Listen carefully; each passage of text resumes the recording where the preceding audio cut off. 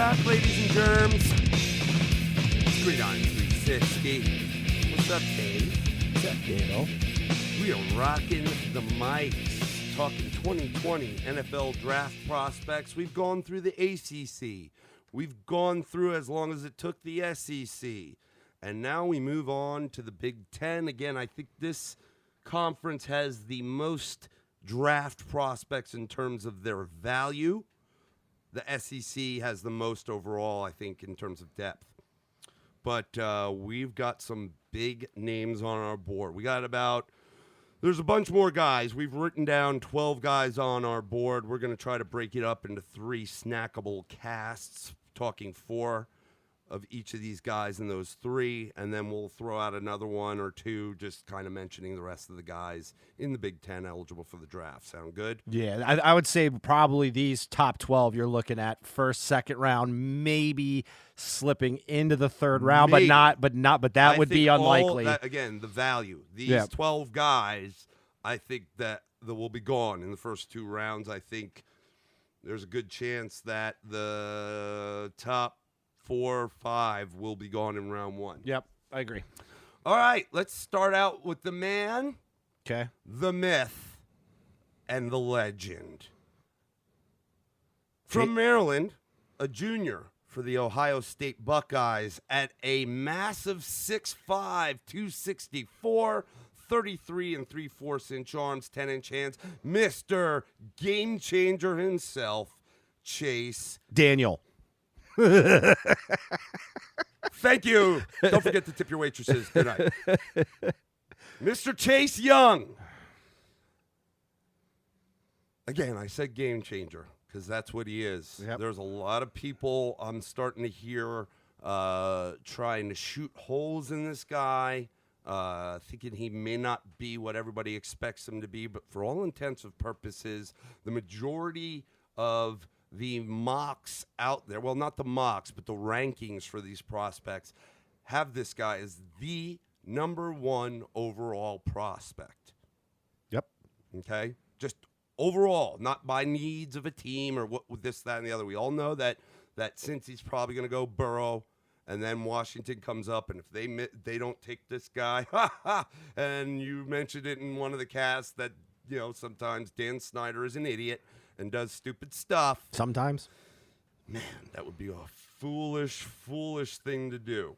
Okay, now this guy had a little bit of a problem this year with a little suspension. Unwarranted in my mind. He was very transparent about what happened. Some silly ticket bought for a friend, family. No, his girlfriend. Or his girlfriend. And it wasn't even it was like $500. Wipe it away. Number 1, I give this kid even a bigger pass on the simple fact that during the time while this was going on and people were talking about this was also the time where the states were starting to, now granted this happened before this, the actual act happened before this, but talking about players being able to make money off their own likeness. Yep. It really, I think they needed to suspend him because according to the rules, it was the rules. I like that it was, what was it, 1 game or was it 2? It was 1 game. It was 1 game, I think. 2. It was, I think it was ended it up 2, but it was 2. But it was like Maryland. He came back for Michigan, I think, right? Did. Or no, Penn State. Right? Didn't they play Penn State and then Michigan? The 2 games that he was suspended for were not the games that they would against teams they necessarily needed to worry about. When you're talking about games against Penn State, Michigan, and then on into the championship against Minnesota, he was back. He was ready to go. Now, yes, I did see his production drop a little bit when we played him in the playoff. He wasn't as impactful, but keep in mind, offenses are game planning to stop this guy. They're doing everything they can to stop this guy, run. I wouldn't even say run away from him because he'll chase you down, but they would, the way to stop him that I found to be best was running at him and letting his speed coming around the side and just cutting up inside of that and taking him out of the play. Hopefully you guess right and you get past him. That's correct, the key. Because this guy is, look, he played as a true freshman. He played 12 games. This is a guy coming from a school that's had a long line of defensive ends in the past several years that he got to play around and behind. How about defensive player of the year and rookie? Yeah, I mean, this Nick guy, Bosa. wow, and Bosa.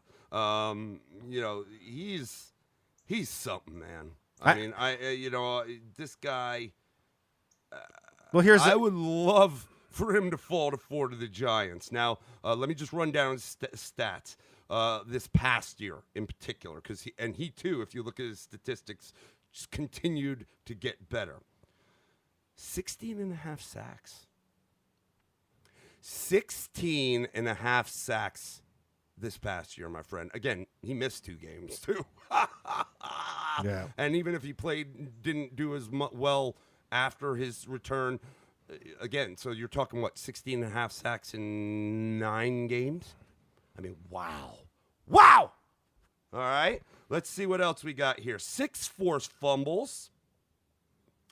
Was 4th in college football with 21 tackles for loss. And he had 46 total tackles. So out of his 46, almost half of them were tackles for loss. Wow. Yep. He's won just about every college accolade you could get at his position. Bednarik Award, Hendricks Award, Bronco Nagurski Award, Maxwell Award finalist. He was a finalist for the Heisman on the defensive side of the ball. And he belonged there. He He wasn't a token. No, he belonged no. there. And let everyone shoot the holes they want in this guy's game. I would be very surprised if he isn't worth his pick. Best player in the draft by a country I think mile. This guy is awesome, dude. Well, look at this. I don't like Ohio State a whole lot, but I am extremely excited to see what this kid can do. Yeah, because he was a man amongst boys. He just manhandled people. Now it's going to be tougher in the NFL. Oh wow! Talk to me. I love that. He's so good. He is so good, so good. There's people I heard talk about him. Who said it? Was it McShay? Or I don't know if it was McShay or if it was Bucky Brooks. Isn't he on NFL? I can't remember. Yep. A couple of guys during the season said that this guy is better than Bosa and Bosa. Wow. I've heard better than Khalil Mack. Better than Von Miller. Please, Dan Snyder, do something stupid. Oh, and yeah. Detroit, go elsewhere. Go do something else. We talked a lot about trades and trading up in the draft. I love chasing. I got to be honest with you. If there's a guy we're trading up for, I'll say this. First of all, number one, think about this. We're talking about first rounders so far, and we've talked about multiple first rounders. And I even go to Joe Burrow. And I said, Joe Burrow could probably survive Cincinnati because he's got the confidence, right? So we're talking about fit. Right. We're talking about, does Okudah make sense with Detroit because they got no pass rush? Does, can Tua, handle failure and getting beat up a little bit in order to, build the team? We're talking about top 5 picks right now. And, are these offensive linemen, are they really worth it? Chase Young comes out right away. You can put him in any scheme, and he's probably your best player on the defense. There's not – think about how many teams could you add this guy to his defense and he not be the best player on the defense? Yeah. I can't think of many. Mm-mm. And I'm talking about even if he went later in the draft to some of these teams that went to the playoffs. I would struggle with that. The guy, when you look at him, he is chiseled out of granite. There is nothing wasted on this guy. Is nonstop. He's got a relentless attitude. What I really like about him, this is a guy that's this is where I will do the Khalil Mack comparison because I've watched him a lot, obviously playing for the Bears. But Khalil Mack goes out there and dominates. This is a guy that's getting triple teamed. Okay, and didn't put up any kind of statistics like what Chase Young just put up. And I've already heard people talk about him being better than Khalil Mack, and he might be. And I haven't even seen the guy play in the NFL yet. But here's the thing is, you're talking about double and triple teams, and in college, you can defeat them a little bit easier when you are, let's be honest, this kid probably could have played pro ball 3 years ago. He's been built like this for a long time. Correct. But what happens is you're going to build your defense around this guy, and as we said, when it comes to lines, all of a sudden, your cornerbacks are better. All of a sudden, your linebackers are running more free. All of a sudden, you're double teaming on your tackles. If you've got a decent tackle, all of a sudden, they're creating disruption up the middle. This position creates so much disruption when it's got this kind of skill there. Like, my thing is, I got to be honest with you. If I'm Cincinnati, I almost have to think a little bit about this. And they need Joe Burrow. They need Joe Burrow. But it's hard because this guy is that much of a stud. He's that much of a stud. We've said, you know what I've said all year long in college, especially when we got to the postseason: Oklahoma, Ohio State, Clemson, LSU.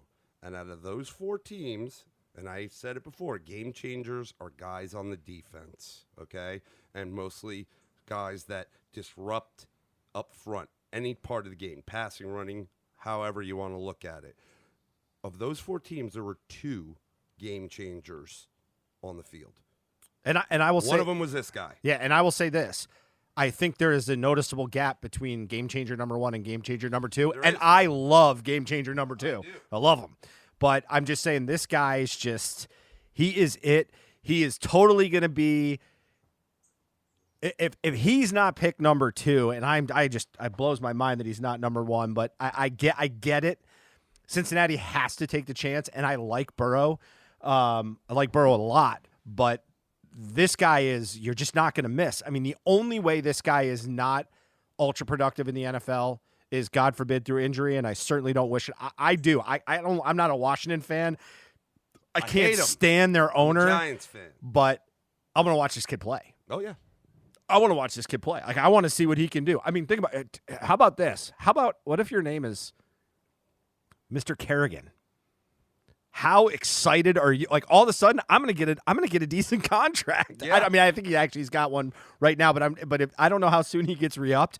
But I mean, you're the add-on. You're the +1. You were the guy. You were the guy for their defense, especially their front. Now you don't have to be anymore. And not that he hasn't been productive in his NFL career. It's definitely slipped over he was great coming out, and it's slowly kind of diminished. But that's not all his fault. The team has needs everywhere. Yeah, I guess this guy, he's just, and I hate to, like, I really do hate giving somebody this kind of praise, but you can't deny it. Like, you just can't. He's just that good. And I look at him now and I'm like, this is an NFL player right now. Yeah. There's no, you can, very hard to see. I don't even read a lot of people poking holes in his game. I read about a lot of guys saying somebody better poke a hole in this guy's game, but it's just too hard. Yeah. It's hard. So again, we're gushing over him, but I think he's worth all of that. Yes. I think he's one of the best college defensive players in a long time. And time. Understand something. Like, think about what we're saying. Joey Bosa came out and was, or Nick Bosa came out and was the defensive player of the year in his rookie year, and even sat his whole senior season for the most part, or his whole final season at Ohio State. Chase Young's, like, to me, has better opportunity than him. That's insane to say. And I was not a huge fan of his brother Joey coming out. I kind of thought he's a little bit overrated. He's had a lot of injuries, in fairness to him, but he has put up some numbers. But Nick was a friggin' freak. Yeah, this guy is right there with him, if not a little bit ahead of him. Yep. It will be fun to see. Now, here's the difference. I will say, Washington's defense does not have the personnel that Bosa walked into with San Francisco. No, so you might not have those numbers initially. Yeah, it might be a little harder, but at the same time, you could also, on a team that lacks a lot of playmakers, this is a guy that could stand out right when he steps on the field. Yeah, and I mean, think about this. The guy hasn't even seen NFL weight training. You could put probably 7 to 10 more pounds on him, and he's enormous. Enormous. Yeah. I mean, I look at it, and he's got, again, I go back to Khalil Mack's undersized compared to him. 264 right now. Yeah, and Khalil Mack is undersized compared to him.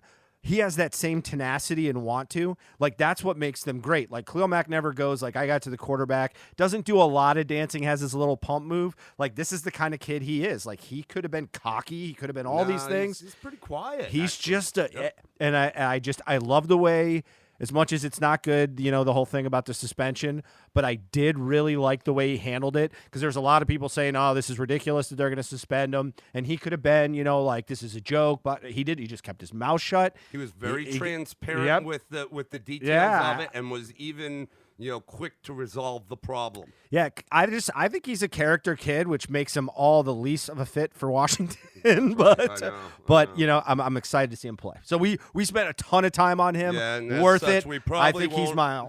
We'll probably only just get to the next guy and have to dice, but that's okay. Let's stay at Ohio State. From Grand Prairie, Texas, a junior at 6'1", 205, 32 and 5-inch arms, 9 and 1/8-inch hands, Mr. Jeffrey Jeff Okuda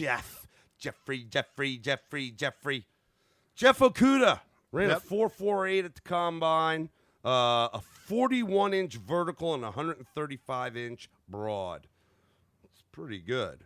A lot of people comp him to Mr. Patrick Peterson. That's high praise, my friend. Let's see. He started all 14 games this past year. Again, they were in the semifinals and lost to my Clemson Tigers. He was a first-team AP All-American as well as All-Big Ten player. He was a finalist for the Jim Thorpe. He led the Buckeyes this past year, had 3 picks, 9 pass breakups.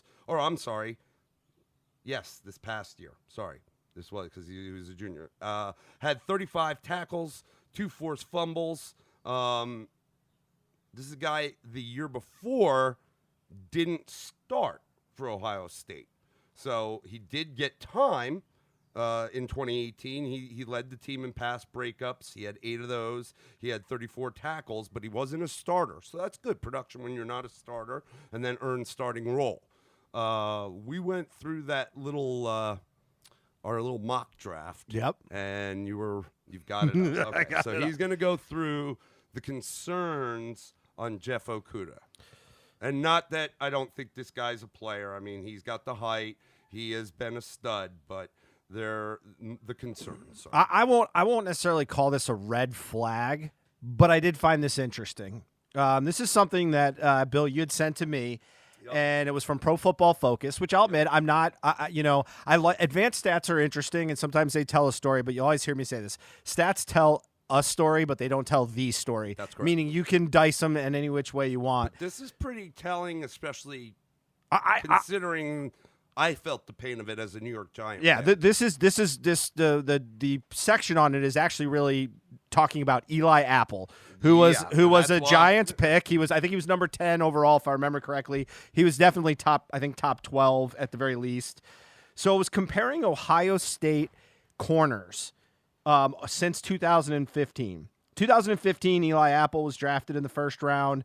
2016 was Garyon Conley. If you remember, he was drafted by the Raiders and traded. I think this prior to last season.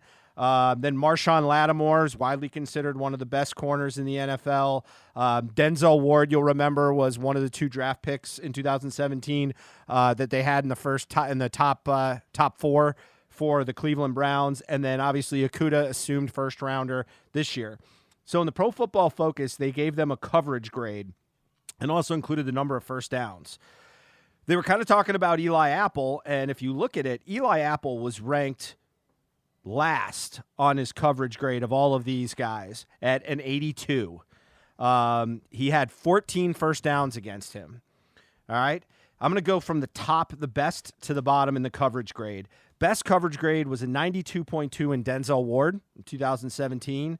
The Cleveland Browns. Right. The second was Marshawn Lattimore at 89.9, gave up 10 first downs. Sorry, also Denzel Ward gave up 10 first downs. The third best was Garyon Conley, who was 89.2, and he had 9 first downs. What's interesting is the 4th out of 5 is Jeff Okuda with an 85.9 coverage grade and 13 first downs. Okay, so I said this in the SEC, some of the SEC stuff. I always try to look at the fronts that these guys, especially at the cornerback position, who they play with, to see, because a good pass rush can mask weak pass protection. Again, I don't want to say that I'm making this comment about Okuda specifically, but they can. Whereas a bad pass rush can expose little things even in great corners. You know, it's just one really benefits the other more. But you can also say, being able to handle coverage for a few seconds longer helps your pass rush. So that there's fairness in that. But I did find that interesting because they were talking about how Eli Apple clearly wasn't worthy of the pick that he was in.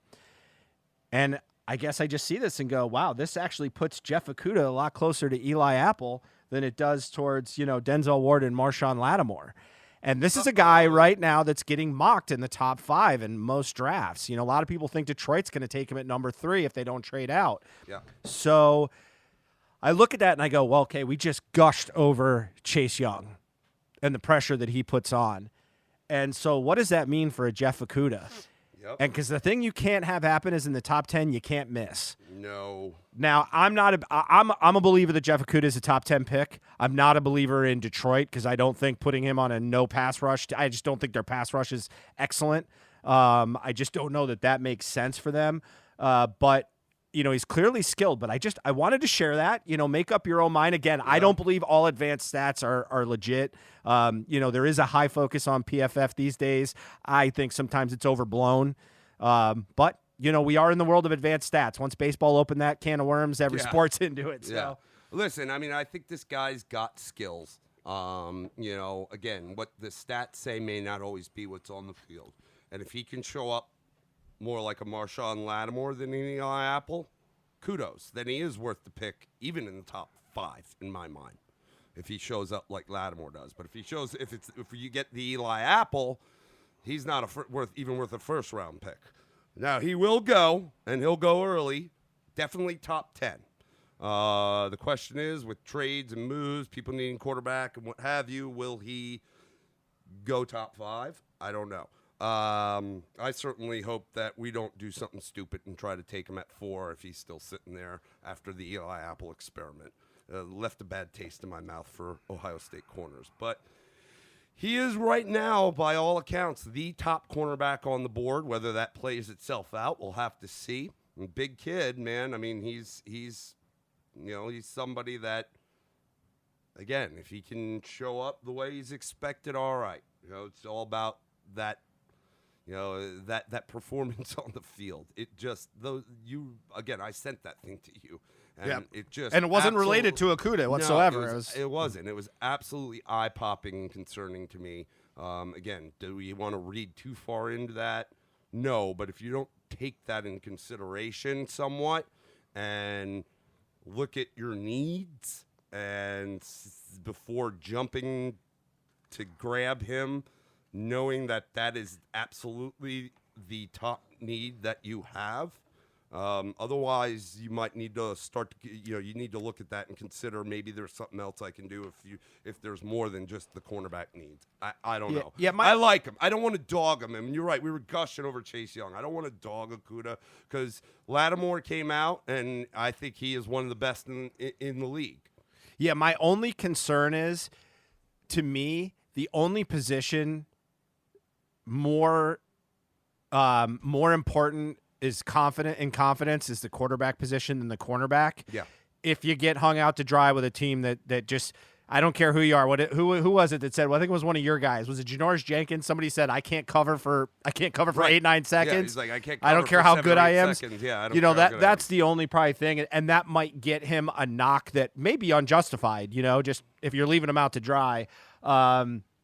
But that being said, I think Detroit made who did they get at corner? They got a corner because they got rid of Darius Slay. Yeah. They did. They went and got Trufant, didn't they? Yes. Yes. So he might get to ease in a little bit if taken there. I like him. I like his skill set. He's got the measurables. There's nothing that says that he can't be a good corner. Right. He'll go in the first round. He'll be out. That pick being spent. He'll see the field early and often his first year, unless he has an injury. Yeah, if he's taking top 5, he's going to expect it to get the number 1 coverage, and he's got to play against Aaron Rodgers, and they'll get other guys around the league. They got to play. I think they got to play if I remember correctly, I think the NFC North. If he goes to Detroit, plays the AFC South, which we know they've had a little revamping in their quarterback. So it could be some interesting stuff going on. All right, we have enough. I think I don't want to go too long, but let's jump into the third guy here, okay, and see if we can keep it to 5 minutes.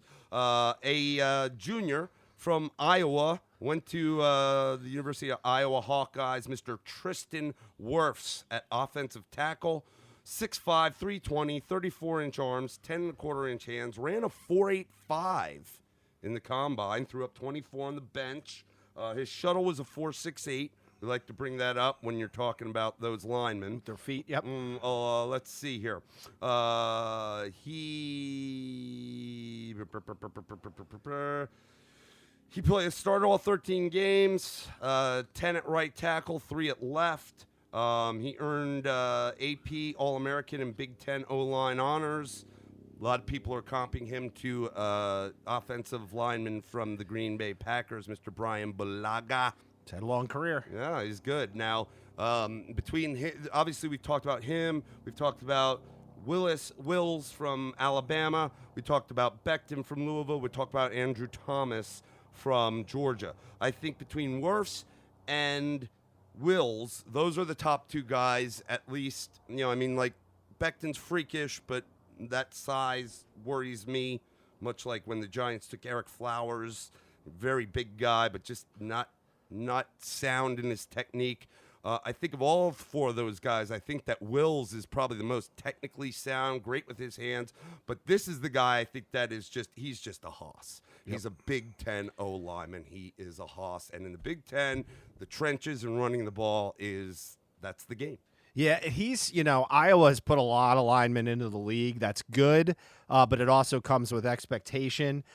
I think the bigger concern I have with him is just some of the projections I'm seeing from various talking heads and some of the bigger talking heads in the draft is that he could end up being a right tackle, which, given that he's got a status that could push him into the top, 3 offensive linemen selected, how early he goes matters, because that's a lot of value if the guy ends up playing right tackle. He's going to have to learn some technique in the pass blocking to help him get over. But the right tackle, don't get it twisted. In today's day and age, it's becoming a little more valued than it once has, but there's definitely more value put on that right tackle in years past comparatively to a left tackle who is supposedly your blindside, your guy. Right? Yep. But this he's a hoss, man. And, if the Giants don't get or don't take Isaiah Simmons or don't get to him, my hope at the number 4 pick, with people chomping at the bit with some of these quarterbacks, that we will trade back, not too far, but back far enough. And this is the guy I would like if we decide to go O-lineman.